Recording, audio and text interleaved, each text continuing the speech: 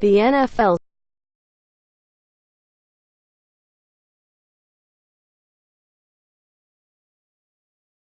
season is now 9 weeks old.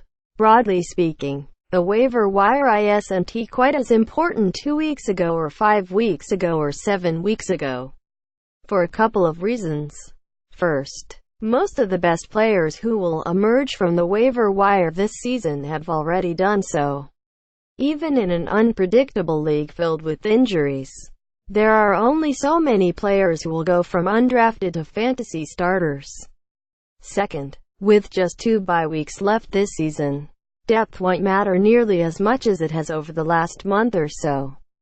Still, the waiver wire will remain an important source of potential fantasy value all the way through the end of the season. Below are the players you should be taking a look at in advance of Week 10. Corey Davis, WR, Titans. Davis returned in Week 9 after missing the Titans' last 6 games because of a hamstring injury, and he was relatively quiet in the 2,320 win, catching 2 of 5 targets for 28 yards. Still, the mere fact that he returned and played a full game at 100% bodes well for the rest of the season. Richard Matthews and Eric Decker scored touchdowns in the win over the Ravens, but Davis is the one pass catcher who can truly be a game-breaker for Marcus Mariota. The Titans' offense has not taken the step forward so many expected, but at least some of that owes to Davis' absence for most of the season. Now that he's back in the fold, the Titans can add a vertical element to the offense that has been lacking. As effective as Matthews has been for the better part of the last 2 seasons, that simply isn't his game. Davis, the No. 5 pick in this year's draft out of Western Michigan, can be that brand of player. He's more than just a depth receiver, even with bye weeks coming to an end over the next couple weeks. Davis is well worth making a priority on the waiver wire this week. Martavis Bryant, WR, Steelers. Bryant's 2017 season has been nothing short of a disaster. I don't blame any of his previous owners for cutting him loose, and yet, he's too talented to just sit on the waiver wire the rest of the season. I admit that I'm grasping at straws a bit with this one, but the Steelers would have been wise to use the bye week to get Bryant on the same page with everyone else in the offense. They're always going to lean heavily on Le'Veon Bell and Antonio Brown, and Juju Smith-Schuster has been a revelation in his rookie season. But the Pittsburgh offense is more effective, and certainly more explosive, when Bryant is a key contributor. If Bryant's previous owner in your league let him go, it makes all the sense in the world to take a shot on him over the next 2 weeks, especially with the bye week possibly serving as an elixir for what has ailed him this season. Danny Woodhead, RB, Ravens. The Ravens made Woodhead a priority this offseason, signing him on the first day of free agency back in March. They had him healthy for all of 1 possession before he suffered a hamstring injury that landed him on IR, with a designation to return. But that return is just around the corner. Woodhead practiced last week for the first time since injuring his hamstring, and remains on pace to get back on the field in Week 11. When he does return, he'll get right back into the role he was supposed to have all season. Javorius Allen has played decently as the Ravens' primary pass-catching back, but he's not nearly the weapon Woodhead is. Alex Collins has emerged on the ground, and his workload likely isn't in any danger, but Woodhead will make Allen obsolete. Woodhead is obviously a major player in PPR formats, but there should be enough opportunity through the air and on the ground for him to be a factor in standard leagues, too. Woodhead can be the type of player who helps swing regular season and fantasy playoff championships, so long as he can stay on the field. Matt Forte, RB, Jets. Forte entered Week 9 having played just shy of 50% of the Jets' snaps in the previous 2 games. He racked up 18 touches in the win over the Bills, running for 77 yards on 14 carries, catching 4 passes for 19 yards, and scoring 2 touchdowns. Neither he nor Bilal Powell is going to pull away from the other back entirely, and Powell ran for 74 yards on 9 carries in Week 9. Still, Forte's presence in the offense has grown over the last 3 weeks, and he handled all the goal line work against the Bills.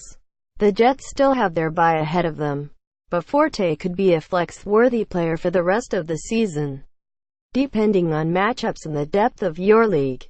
Dion Lewis, RB. Patriots. The Patriots were off in Week 9, but don't let their absence make you forget about Lewis. He's now the primary runner in the offense, getting double-digit carries in all of the team's last 3 games, and totaling 225 yards on 46 carries in his last 4 contests. James White is going to hog the receiving work, and Rex Burkhead is back in the mix. But Lewis has enough of a role in an elite offense to be a fantasy factor in all formats. The mere fact that he has 3 straight games with double-digit carries suggests he's inhabiting the role that LeGarrette Blount made so lucrative last season.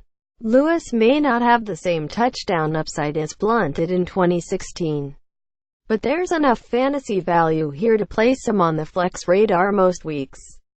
Kenyon Drake, RB. Dolphins. Damian Williams, RB. Dolphins. We got our first look at the Miami backfield without Jay Ajayi, and it played out mostly as expected. It was a nearly even split of the workload, with a slight tilt in Drake's direction. Drake played 7 more snaps and got 9 carries, to Williams' 7. Both backs got 6 targets, and both caught all 6. Drake turned his 15 touches into 104 total yards, while Williams' 13 touches resulted in 61 yards from scrimmage. Williams got a receiving touchdown, but Drake was more effective overall, with his 69 rushing yards standing out on their respective stat lines. After the Ajayi trade, we said both backs were worth owning, but that Drake was the preferred option. That remains true after 1 game in a post-Ajayi world. Rob Kelly, RB. Redskins. Kelly's 2 touchdowns in the win over the Seahawks were the ultimate salve for an otherwise terrible day. He ran for just 18 yards on 14 carries, with a long run of 5 yards. Still, there are 2 important factors to note for Kelly's fantasy value. First, he got 14 carries, a clear signal that he remains in command of the rushing share of the Washington backfield when he is healthy. Second, he handled all the goal line work, turning a favorable game script into a 2-touchdown performance. Kelly is likely to deliver a few duds the rest of the season, but his role is such that he should be owned in all fantasy formats.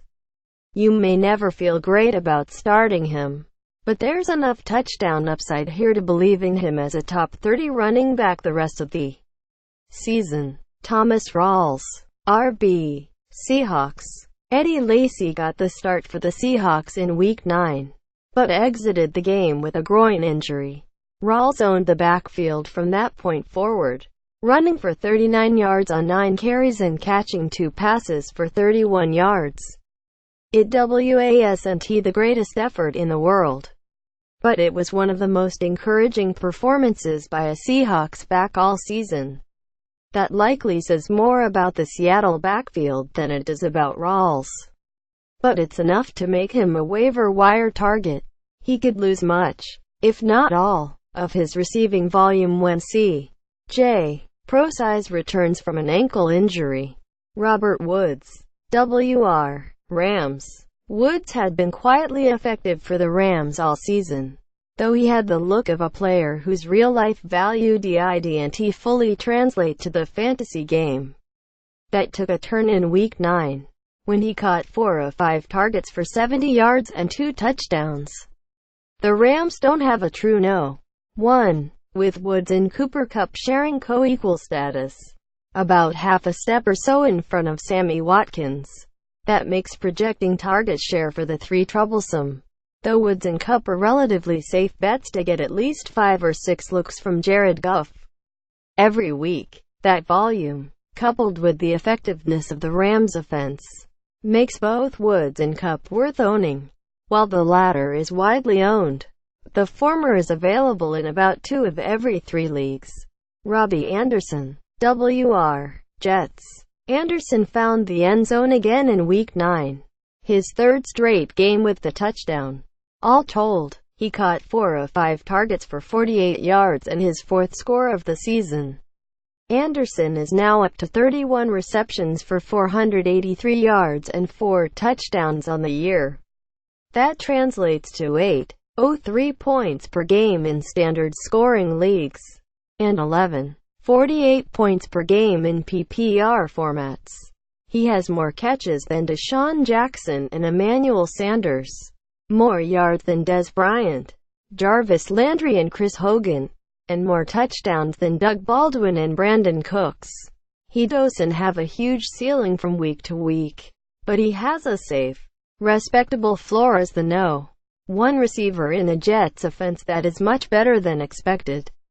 Terrence Williams, WR, Cowboys. Des Bryant left the Cowboys' 28-17 win over the Chiefs with an ankle injury in the second half and did not return to the game. If he misses time, Williams would be the one receiver in the offense. He had his best game of the season in Week 9, hauling in all 9 of his targets for 141 yards. He, too, suffered an injury in the win, though the knee issue he reported in the 4th quarter appears to be minor. He may take it easy in practice this week, but he is expected to play when the Cowboys visit the Falcons on Sunday. If Bryant is out, Williams will be a worthy starter in most fantasy formats. His long-term value, however, is dubious, so don't break the bank to secure his services.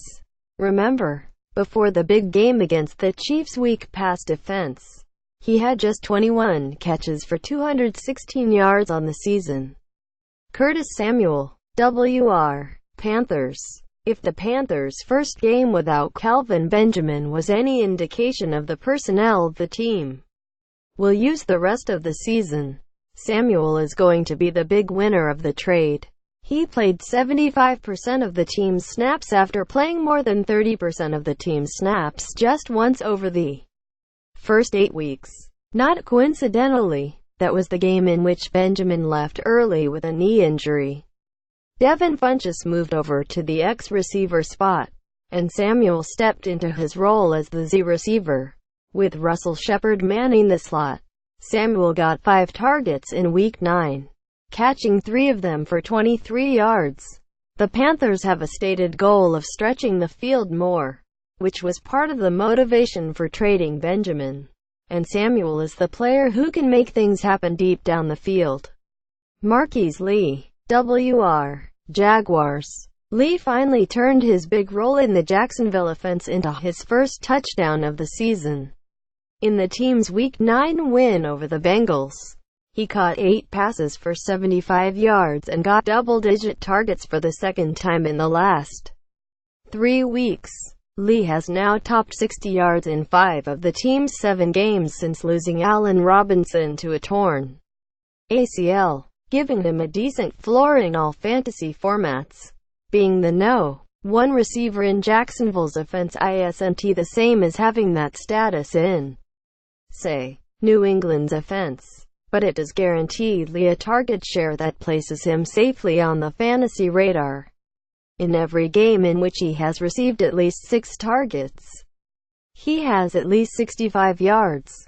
Pete Westbrook, WR, Jaguars. Of course, Lee's target share could take a hit in the not-too-distant future.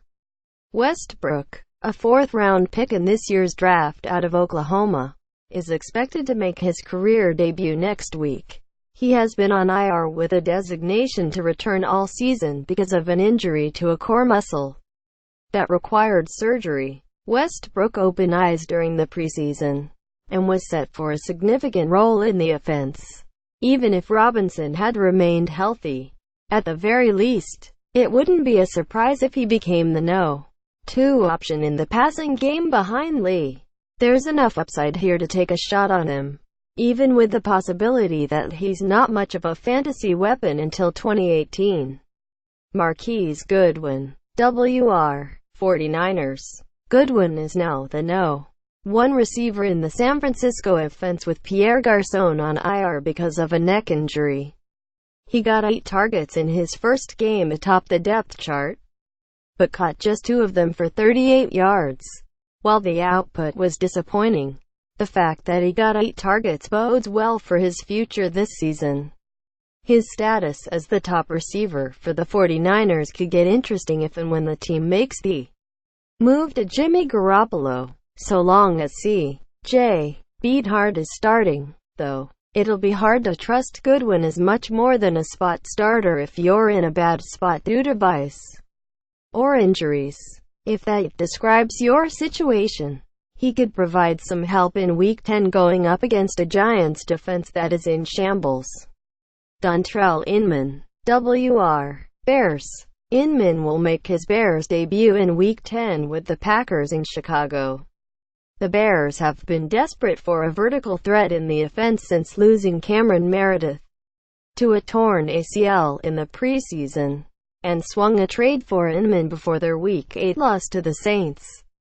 Inman was the odd man out for the Chargers, but he instantly became the best receiver in the Bears' offense the moment he touched down in Chicago. He caught 58 of 94 targets last season for 810 yards and 4 touchdowns, and had 6 catches on passes that traveled at least 20 yards in the air.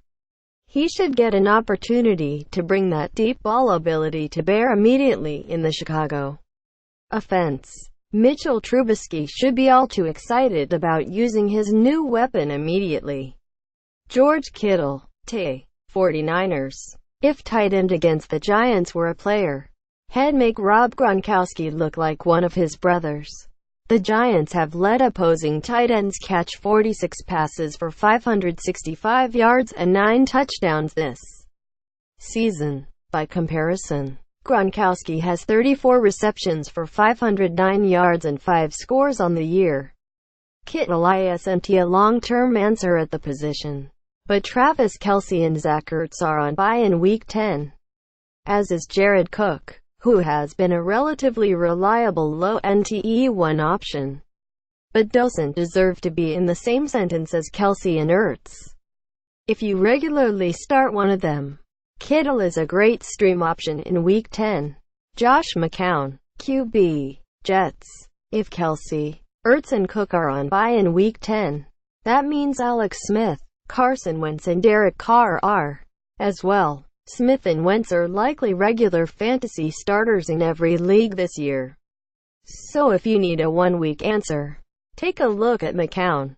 He has accounted for at least 2 touchdowns in 5 straight games, and is 9th among quarterbacks in fantasy points in standard scoring leagues. The Jets are on a long week in Week 10 and visit a Buccaneers defense that ranks 31st against quarterbacks in 4-for-4's schedule-adjusted fantasy points allowed metric. Paxton Lynch, QB, Broncos. This is for owners in Superflex and 2 quarterback leagues only. Brock Osweiler was predictably terrible in his first start of the season, completing 50% of his passes for 208 yards, 5.47 yards per attempt, 1 touchdown and 2 interceptions in the Broncos' 51-23 loss to the Eagles. The touchdown came in garbage time with the Eagles' defense pretty much just going through the motions with the game well in hand. With Trevor Seaman already deposed, and the Broncos' season slowly but surely slipping away, it will likely be time for them to see what they have in Lynch sooner rather than later. Remember, they traded up to take Lynch with the 26th overall pick in the 2016 draft. They clearly view him as someone capable of being their quarterback of the future. Chances are good that he's under center the moment he proves that he's over the shoulder injury he suffered in the preseason.